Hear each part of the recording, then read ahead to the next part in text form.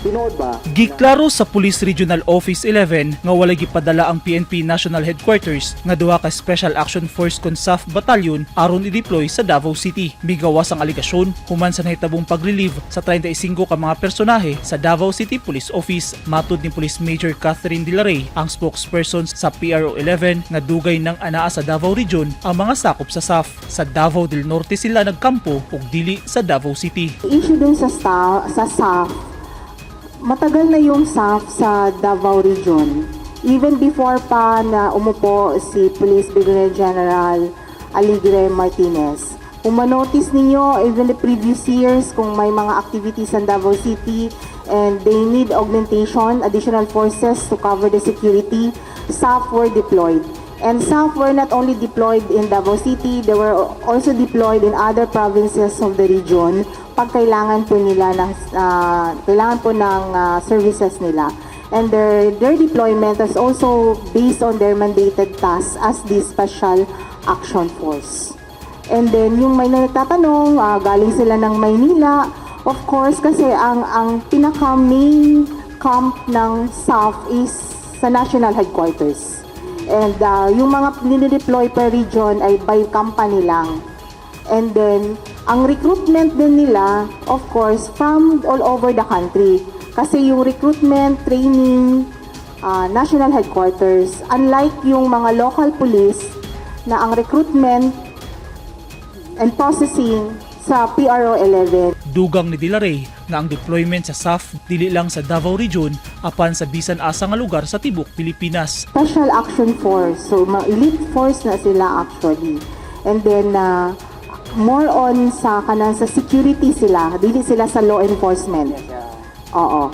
So kunyari na yung mga activities nga si law enforcer, local police dili niya kaya to provide security, additional forces, mo request sila sa SAF. More on sa security si SAF, not sa law enforcement. Ato lang klarohon na tinuod nga ang SAF is National Support Units, but their main task is for internal security operations.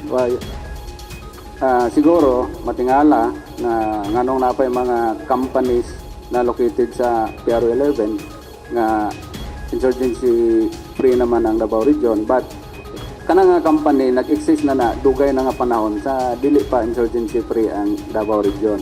So it does not mean na while naa diha ang SAF is kung na maabot nga bag-o nga mga tropa or additional, it does not mean that it will be utilized sa PRO 11. Kasi ang SAF is mag-movement or na-deployment, ibutang nila for strategic location ang standby troops nila for any operations na plan operations or any eventualities nga i-prevent.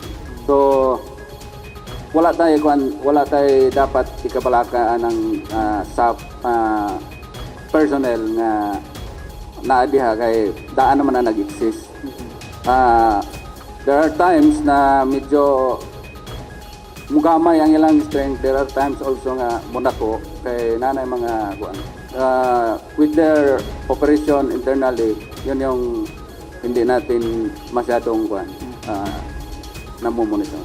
Giklaro sab sa PRO 11 nga walay direktang tahas ang SAF aron monitoron ang lugar nga posibleng gitaguan ni Pastor Apollo Kibuloy o muhulip sa mga gipang-relieve nga mga personahe sa DCPO. Eugene Hinutan, Newsline Philippines. Stay safe.